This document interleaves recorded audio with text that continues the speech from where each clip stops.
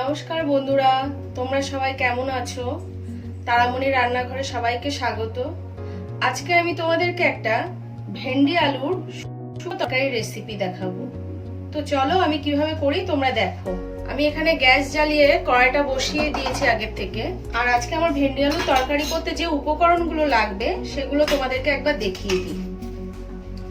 এখানে আমি 400 গ্রাম ভেন্ডি ভালোভাবে ধুয়ে এরকম ভাবে বড় বড় করে কেটে নিয়েছি।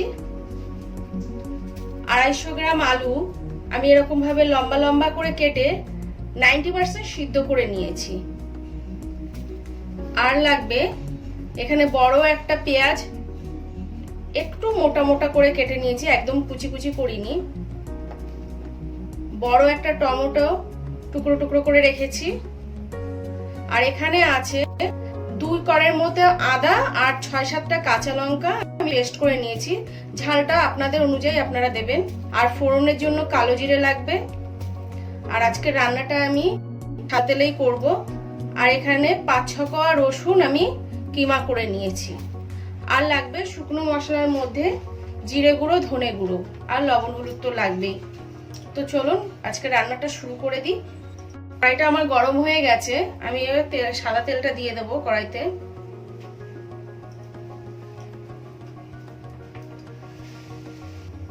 তেলটা গরম হয়ে গেছে, ভেন্ডিগুলো দিয়ে দেবো।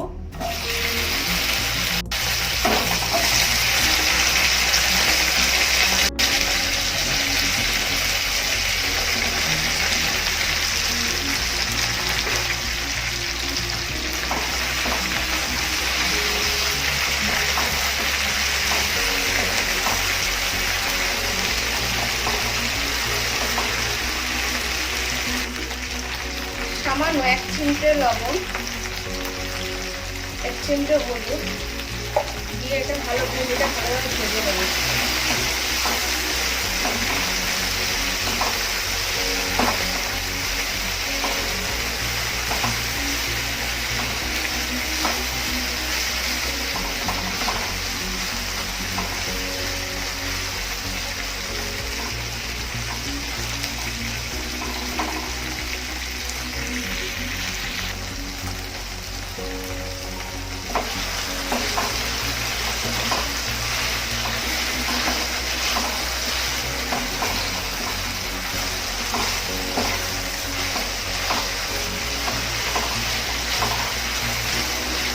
বারবার নেড়ে দিতে হবে।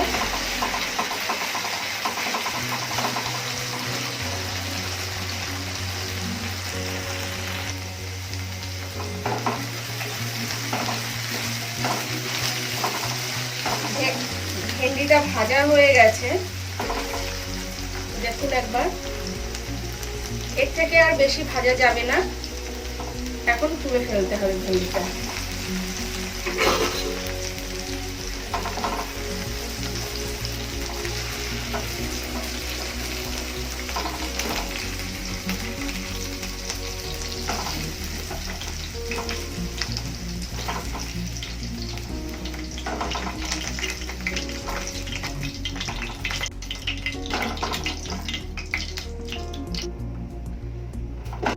যে আলুগুলো সিদ্ধ করে রেখেছিলাম সেই আলুগুলো দিয়ে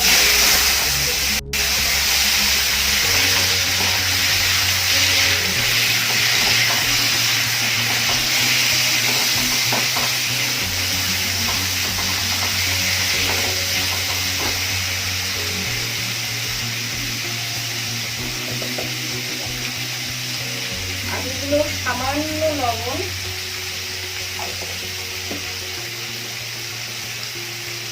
সামান্য হলুদ দিয়ে ভেজে নেব।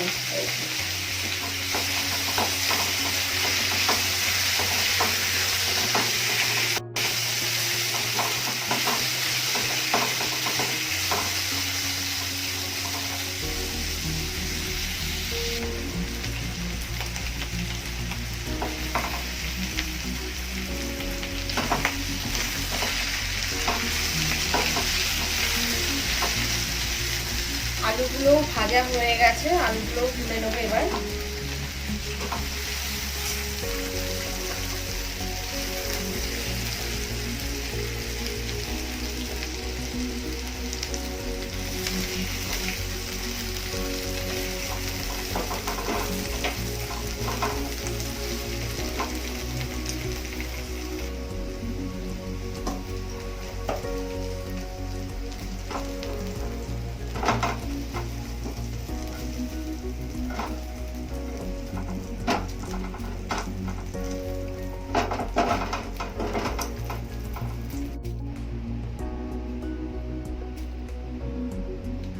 কড়াইয়ের মধ্যে আর একটু তেল দিয়ে দেবো।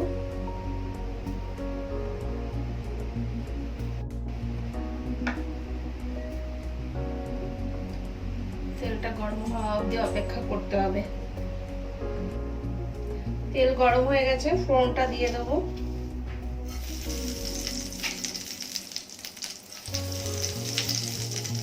ফোড়নটাকে একটু নেড়ে নিয়ে পেঁয়াজ কেটে রেখেছিলাম, পেঁয়াজটা দিয়ে দেবো।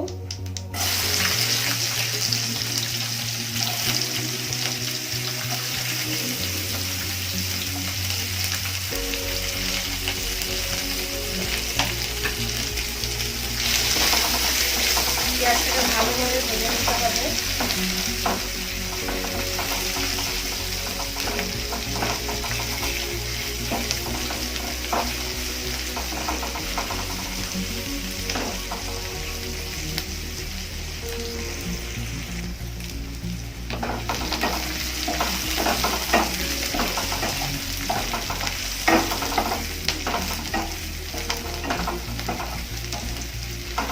পেঁয়াজটা প্রায় ভাজা হয়ে গেছে, আর একটু হবে।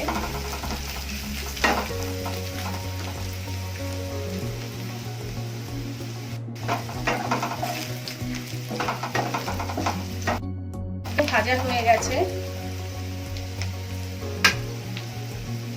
এবার রসুনটা দিয়ে দেবো, দিয়ে একটু নেড়ে ছেড়ে নিয়ে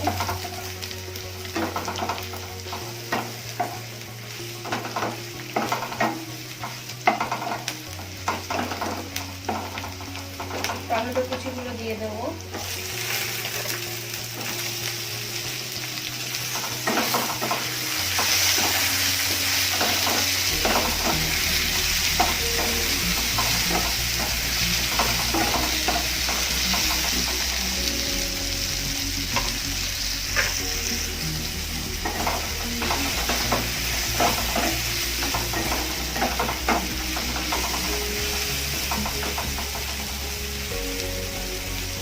লঙ্কা আর আদার পেস্টটা দিয়ে দেবো।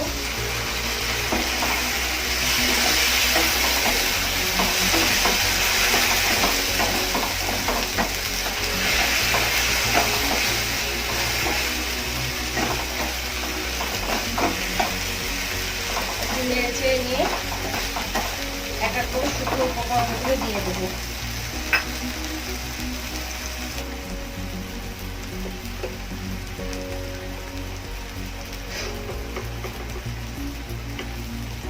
জিরের গুঁড়ো 1/2 চামচ,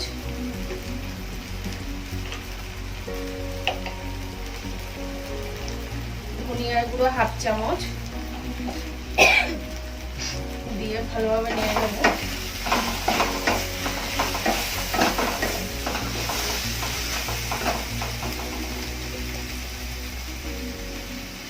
হলুদ গুঁড়ো 1/2 চামচ, যেহেতু আলু আর ভেন্ডিটা সামান্য পরিমাণে লবণ দিয়ে ভেজে রেখেছিলাম, যার জন্য 1/2 চামচের থেকেও কম লবণ দিলাম। লবণটা আপনাদের স্বাদ অনুযায়ী আপনারা দেবেন, কারণ একটু কমও লাগতে পারে, একটু বেশিও লাগতে পারে, সেটা আপনারা বুঝেই দেবেন। ভালোভাবে মিশিয়ে নিয়ে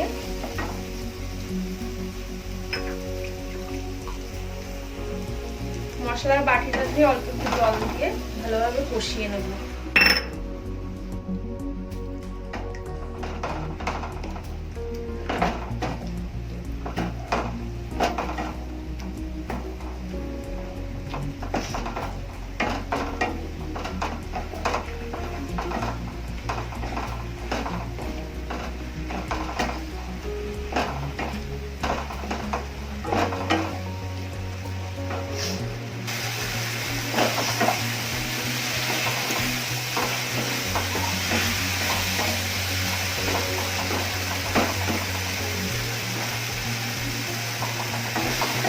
মশলাটা কিন্তু ভালোভাবে কষানো হয়ে গেছে, চারিদিক দিয়ে দেখুন তেল বেরিয়ে এসছে, আর মশলাটা উঠেও আসছে কড়াই থেকে। পুরো ভালোভাবে মশলাটা কষানো হয়ে গেছে। এবার ভেজে রাখা ভেন্ডিগুলো, আলুগুলো দিয়ে দেবো।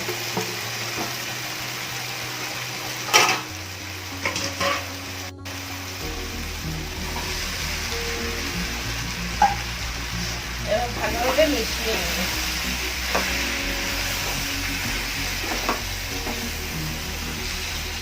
এখন কিন্তু গ্যাসের ফ্লেমটা লো টু মিডিয়াম রাখতে হবে, যেহেতু আমার আলুটাও সিদ্ধ করে ভাজা আর ভেন্ডিটাও ভেজে নেওয়া, দুটো জিনিসই সেদ্ধ রয়েছে। বেশি হিটে দিলে জিনিসটা খারাপ হয়ে যাবে।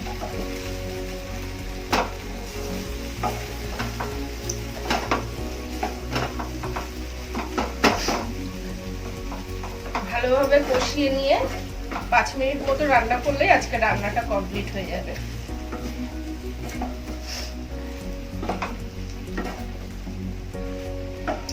আমি কিন্তু আজকে রান্নাটাতে কোনো জল ব্যবহার করব না।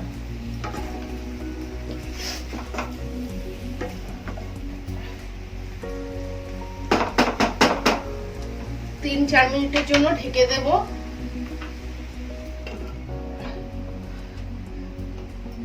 চার মিনিট হয়ে গেছে, এবার ঢাকনাটা তুলে ভালোভাবে নেড়ে দেব। আমার রান্নাটা কিন্তু হয়েই গেছে। হাফ চামচ চিনি দিয়ে দেব, হাফ টিস্পুন গরম মশলা দিয়ে দেব, ভালোভাবে মিশিয়ে নিয়ে নামিয়ে দিতে হবে। আমি কিন্তু আজকে রান্নাটাতে একটুও জল ব্যবহার করিনি, এগুলো যেহেতু আগে থেকে সিদ্ধ আর ভেজে রাখা ছিল, যার জন্য তাড়াতাড়ি রান্নাটা হয়ে গেল।